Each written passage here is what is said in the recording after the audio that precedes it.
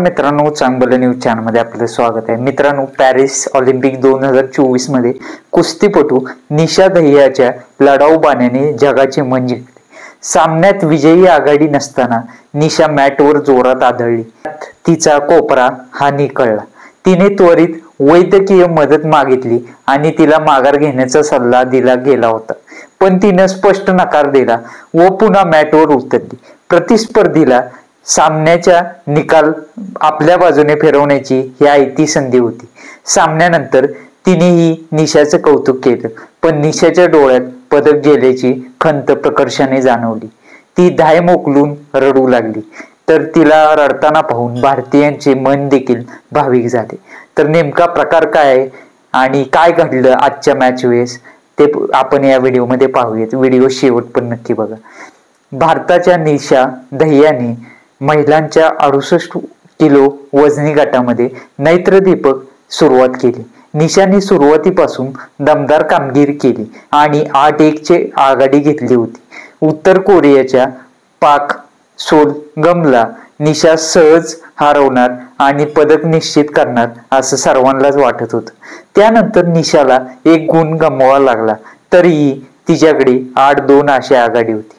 सामना संपायला फक्त 1 मिनिट बाकी होतं। निशाकडे मोठी आघाडी होती, पण अखेरच्या अर्ध्या सेकंदामध्ये सर्व गेम पलटला आणि होत्याचं नव्हतं होऊन बसलं। संपायला फक्त अर्धा सेकंदाची वेळ होती, त्यावेळेस निशाचा खांदाच निखळला गेला होता।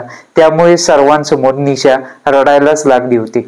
सर्वजण तिला पाहत होते, वेदनेने ती कळकळत होती, पण यावेळेस तसेही कोणीच तिच्या मदतीला धावली नाही। या परिस्थितीत तिला हा सामना खेळावा लागला। निशा 8-2 अशी आघाडीवर होती, पण त्या अर्ध्या सेकंदात तिला 8 गुण गमवावे लागले। त्यामुळे 8-2 अशा परिस्थितीमधून 8-10 असा सामना गमावण्याची वेळ तिच्यावर आली। त्यामुळे निशाला यावेळेस पदक गमवावे लागले।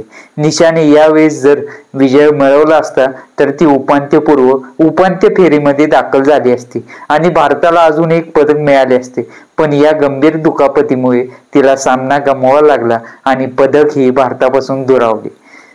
यावेळेस फक्त निशालाच दुखापत झाली असे नाही, तर भारताला अजून एक पदक मिळवण्याची आस होती, ते लक्ष्य सेननेही सोमवारी सामना जिंकला असता तर त्याला कांस्य पदक मिळवता आले असते, पण यावेळेस त्याच्या उजव्या हाताला कोपऱ्याला दुखापत झाली होती।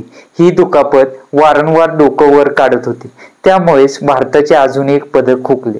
तर या निशाच्या जिद्दीला या चांगलं चॅनल तर्फे आपला सलाम आणि निश्चितच तिने भारताचं नाव रोशन केलं आणि कोपरा निखळून सुद्धा ती लढली। यातच तिचं देशप्रेम दिसतं। धन्यवाद।